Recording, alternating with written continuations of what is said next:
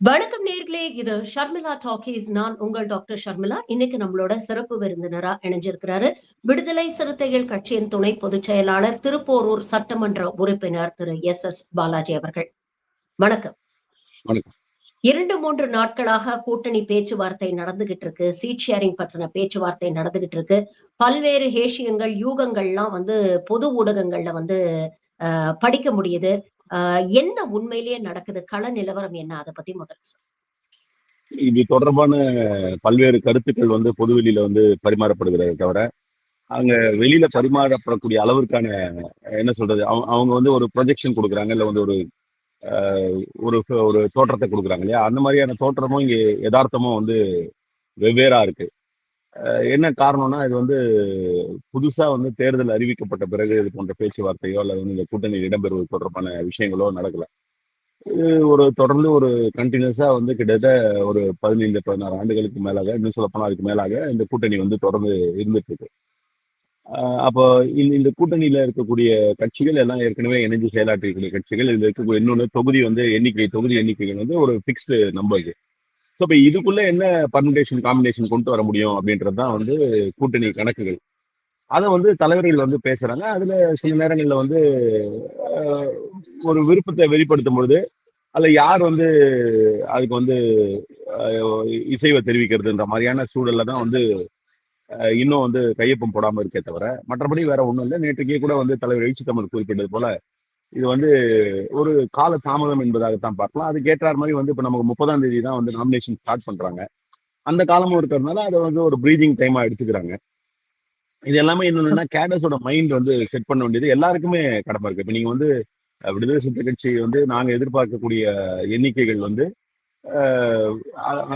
தொண்டர்கள் எதிர்பார்க்கக்கூடிய எண்ணிக்கை, நாங்க எதிர்பார்க்கக்கூடிய எண்ணிக்கை, இந்த எண்ணிக்கைக்கு சரியான எண்ணிக்கையா இல்லாம இருந்ததுன்னா அதை வெவ்வேறு அளவுகள்ல வெவ்வேறு தளங்கள்ல பணியாற்றக்கூடிய தோழர்கள் வெவ்வேறு சிந்தனை ஓட்டத்துல இருப்பாங்க. அவங்களெல்லாம் டியூன் பண்ண வேண்டியது இருக்கு. இதே மாதிரியான எதிர்பார்ப்பு திமுகவிலையும் இருக்கு. இப்ப விடுதலை சிறுத்தை கட்சியில இப்ப எங்களுக்கு தேவையான எண்ணிக்கை கிடைக்கலன்றது எப்படி பிரச்சனை இருக்கோ, திமுகவில் அங்கேயும் கூட்டணி கட்சிகளுக்கு ஒதுக்குற இடங்கள்ல அவங்க கட்சி சார்ந்தவங்களை அவங்க டியூன் பண்ண வேண்டியதும் இருக்கு. இதெல்லாம் நடந்துட்டு இருக்கு.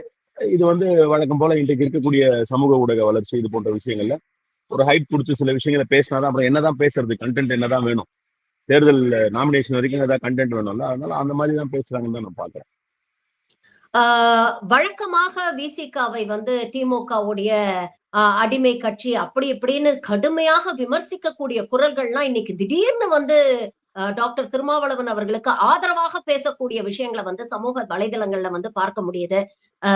ஒரு காலத்துல எள்ளி நகையாடியவர்கள் இப்ப என்ன சொல்றாங்கன்னா, நேத்து தேமுதிக வந்தது, அவங்களுக்கு இவ்வளவு சீட்டு கொடுக்குறீங்க, தொடர்ந்து கருத்தியல் ரீதியாக பாசிசத்தை எதிர்த்து கன்சிஸ்டன்டா போராடிய விடுதலை சிறுத்தைகள், கம்யூனிஸ்ட் போன்றவர்களுக்கெல்லாம் ஏன் இவ்வளவு தூரம் பேரம் பேசுறாங்க, திமுக பெருந்தன்மையா இருந்திருக்கலாமே அப்படிங்கிற ஒரு அக்கறையை வெளிப்படுத்துறத நம்ம பாக்குறத முடியுது. இது உண்மையான அக்கறை அப்படின்னு நினைக்கிறீங்களா? இல்ல திமுக கூட்டணிக்குள்ள ஏதாவது ஒரு சலசலப்பை ஏற்படுத்தணும், அது மூலமாக தொண்டர்களுக்குள் ஏதாவது ஒரு சலசலப்பை ஏற்படுத்தணும் அப்படிங்கிற ஒரு முயற்சியா பார்க்க முடியும்? குறிப்பிட்டது மாதிரி இன்னைக்கு அக்கறையோட பேசுறவங்க கடந்த காலங்களில் வைத்த விமர்சனங்களை பத்தி எல்லாம் சொன்னீங்க. எழுச்சி தமிழர் எப்பவுமே ஒண்ணு சொல்லுவாரு, அதாவது விமர்சனங்களை வைக்கிறதுன்றது நம்ம வளரணும்னு நினைச்சு வைக்கிறாங்களா இல்ல நம்ம நல்லா இருக்கணும்னு நினைச்சு வைக்கிறாங்களான்றத பொறுத்து அந்த விமர்சனங்களுக்கு நம்ம வேல்யூ கொடுக்கணும் அப்படின்ற மாதிரி. நீங்க சொல்றவங்களுடைய நோக்கம் நீங்க சொன்னது மாதிரியே கடந்த காலங்களில் விமர்சனம் வச்ச பொழுது என்ன நோக்கம் இருந்ததோ, விடுதலை சிறுத்தைகள் கட்சி வளரணுன்றோ அல்ல விடுதலை சிறுத்தைகள் கட்சி நல்ல நிலையில இருக்கணும்ன்றது அவங்களுடைய எண்ணம் கிடையாது. இப்பவும் அதே எண்ணத்தை வெளிப்படுத்துறதா அப்போ எதிர்த்து நின்று பதிவுகளை போட்டாங்க. இப்ப அப்படியே அரவணைக்கிற மாதிரியான ஒரு சூழல்ல பதிவுகளை போடுறாங்க. அப்படிதான் நம்ம பார்க்க வேண்டியதா இருக்கு. இன்னொன்னு, எழுச்சி தமிழரே அதற்கு நேற்றைக்கே கூட பதில் சொல்லியிருக்காரு. நீங்க விடுதலை சிறுத்தைகள் கட்சியை பொறுத்த வரைக்கும் இருக்கக்கூடிய ஒரு பெரிய போராட்டமே என்னன்னா, நீங்க மற்ற அரசியல் அமைப்புகளுக்கும் இயக்கத்துக்கும் விடுதலை சிறுத்தைகளுக்கும் இருக்கக்கூடிய ஒரு பெரிய இது என்னன்னா, ஒடுக்கப்பட்ட மக்களை அணி சேர்த்து ஒடுக்கப்பட்ட மக்களுக்காக போராடக்கூடிய ஒரு தலைவர் எழுச்சி தமிழ் இருக்காரு.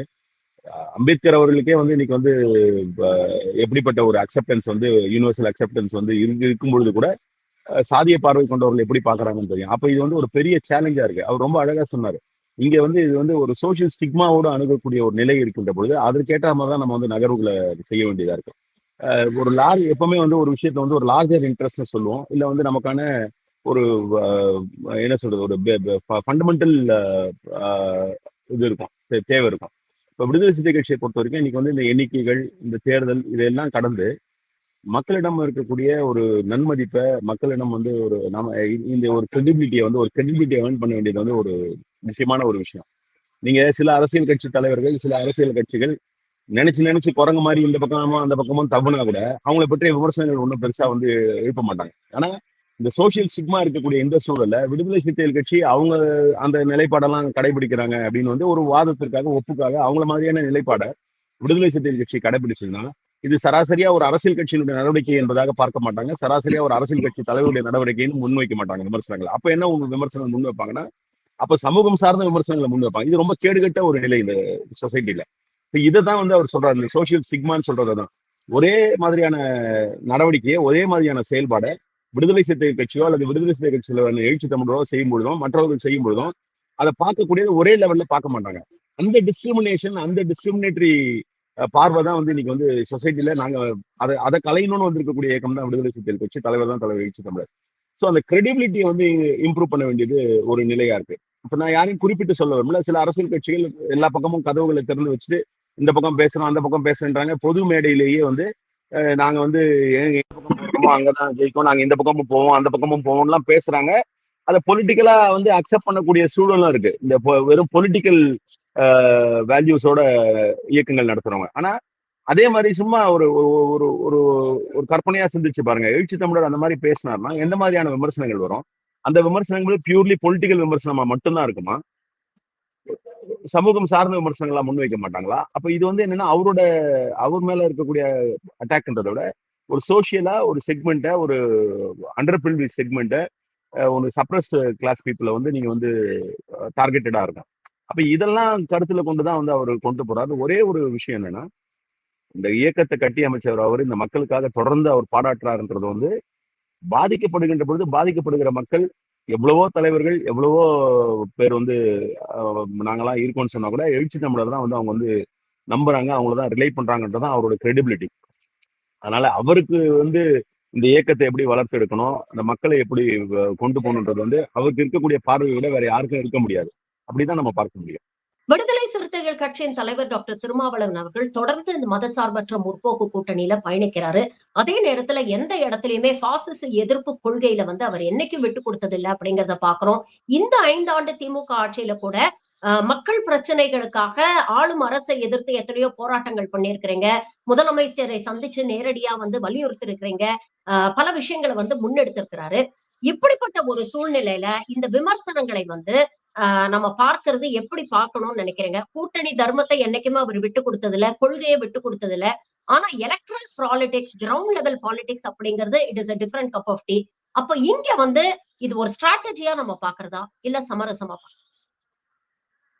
பேசிக்கலா ஒரு ஒரு இயக்கமும் வந்து கட்டமைக்கப்பட்டது அல்லது வந்து உருவாக்கப்பட்டதுடைய பின்னணியை வந்து பார்க்கணும். நீங்க just like any other political party அப்படின்னா வந்து அவங்க வந்து பொலிட்டிக்கல் பிளாட்ஃபார்ம்ல இருக்கக்கூடிய விஷயங்கள் மட்டும்தான் சவாலா இருக்கும். பொலிட்டிக்கல் பிளாட்ஃபார்ம்ல இருக்கக்கூடிய விஷயங்கள் தான் முன்னுரிமை வழங்கப்படும். ஆனா விடுதலை சிறுத்தைகள் கட்சி ஒரு சோசியல் பிளாட்ஃபார்ம்ல ஒரு சோசியல் ஆர்கனைசேஷன் ஆரம்பிக்கப்பட்டு அதற்கு பிறகு தேர்தல் தேவை, தேர்தலில் வந்து போட்டியிடுவது தேவை, தேர்தலில் வந்து அதிகார பகிர்வு வந்து வரணும் அப்படின்ற மோட்டிவ்ல வந்து அடுத்த கட்டமா தேர்தல் பங்கேற்கின்ற நிலையை எடுத்த கட்சி வந்து விடுதலை சிறுத்தைகள் கட்சி. இப்ப விடுதலை சிறுத்தைகள் கட்சியோட அடிப்படையே என்னன்னா, எலக்டோரல் ஃபார்ச்சூன்ஸ் என்பதை கடந்து ஒரு சோசியல் சேஞ்ச், அதை வந்து சோசியலா வந்து ஒரு பேலன்ஸ்டு சொசைட்டி வந்து உருவாக்கணும் அப்படின்றதா வந்து இதோட பிரைம் எண்ணமா இருக்க முடியும். அப்போ அப்படி இருக்கும்பொழுது அதற்கான நகர்வுகளை, அதை ஒட்டி இருக்கக்கூடிய முடிவுகளை தான் வந்து இந்த அரசியல் கட்சி எடுக்க முடியும். அரசியல் கட்சியா இருந்தாலும் இதோட அடிப்படை என்னன்னா, இது வந்து வெறுமனே பொலிட்டிக்கல் ஃபார்ச்சூன்ஸ்க்காக இப்ப சொல்றாங்க இல்லையா, திடீர்னு ஒருத்தர் கட்சி ஆரம்பிக்கிறாங்க, கட்சி ஆரம்பிச்சோன்னா டைரக்டா வந்து நான் வந்து முதலமைச்சர் ஆனா தான் மக்களுக்கு செய்வேன் அப்படின்ற மாதிரி மனநிலை எல்லாம் இருக்கு இல்லையா. அந்த மாதிரி மனநிலையில இருந்து ஆரம்பிக்கப்பட்ட கட்சியோ இல்ல வந்து அப்படிப்பட்ட தலைவரோ இல்ல எழுச்சி தமிழர், அவர் மக்களுக்காக எந்த நிலையிலும் தொடர்ந்து போராடி கொண்டு வரக்கூடியவர். மக்கள்னு சொல்றது வந்து அது யாராவனா இருக்கலாம், எங்களை என்டாஸ் பண்றவங்களா இருக்கலாம், எங்களை என்டாஸ் பண்ணாதவங்களா இருப்பான். ஆனா அவங்களோட கிளைம் வந்து நியாயமான கிளைம், அறத்தோடு சார்ந்த கிளைமா இருந்தா அவங்களுக்காக வந்து களத்துல நிற்கிறதா வந்து விடுதலை சிறுத்தைகள் கட்சியோட நிலைப்பாடு. இப்ப இன்னைக்கு நாங்க எடுக்கிற முடிவுகளை வந்து நீங்க வந்து ஸ்ட்ராட்டஜின்னு சொல்றதா இல்ல வந்து இது வந்து இவங்களால பலகீனமா இவங்களை பாக்குறதான்லாம் சொல்றீங்க. இது ஸ்ட்ராட்டஜி, இல்ல வந்து இது வந்து வீக்னஸ் அப்படின்லாம் பாக்குறத விட இந்த முடிவு வந்து முழுக்க முழுக்க சமூக அடிப்படையிலான இந்த இந்த சோசியல் ஸ்ட்ரக்சரை புரிஞ்சுட்டு நாங்க எதற்காக களமாடி கொண்டிருக்கிறோமோ அந்த நிலையை உருவாக்குவதற்கான ஒரு முடிவுன்னு தான் பார்க்கணும். இது வந்து ஒரு ஒரு ஸ்டேஜ் தான் அது. This is not the end. இது வந்து ஒரு ஸ்டேஜ். இந்த ஸ்டேஜ்ல நம்ம இப்படிதான் முடிவு எடுக்கணும்ன்ற ஒரு தீர்க்கமான பார்வையோடு தான் வந்து அவர் எடுக்கிறாரு. கடந்த சட்டமன்ற தேர்தல் பொழுது வந்து 6 இடங்களுக்கு வந்து நாங்க போட்டியிட்ட பொழுது அப்ப வைக்கப்படாத விமர்சனங்கள் கிடையாது. இப்ப இவங்க சொல்ற விமர்சனங்கள்லாம் அப்பவும் தான் சொன்னாங்க. இப்ப அப்பவும் தான் சொல்லிட்டு இருந்தாங்க. 6 தொகுதியில நிக்கிறாங்க போறாங்கன்னு. ஆனா அதே விமர்சனங்கள் அதே தேர்தல்ல 25 தொகுதி வாங்கினவங்க, 27 தொகுதி வாங்கினவங்க, நிறைய தொகுதி வாங்கினவங்க எல்லாம் வந்து தேர்தல் முடிவுகளுக்கு அப்புறம் என்ன ஆனாங்க ஏதுன்றதை வந்து பார்க்கும்போது அப்படியே அவருடைய விமர்சனம் மாறி போச்சு. 6 தொகுதி 4 ஜெயிச்சிட்டாங்க அப்படின்ற மாதிரியான இதெல்லாம் வந்து வந்தது. இப்ப நான் இப்பவும் கூட நான் என்ன சொல்றேன்னா, அதுக்காக வந்து பொலிட்டிக்கல் விக்டரிஸ் வந்து எங்க முடிவை ஜஸ்டிஃபை பண்ணுன்னு சொல்ல. ஒருவேளை அந்த முடிவே வராம இருந்து எங்களுக்கு எதிரான முடிவு அந்த எலெக்ஷன்ல வந்திருந்தா கூட நாங்க எடுத்த முடிவு சரின்னு தான் நாங்க நினைப்போம்.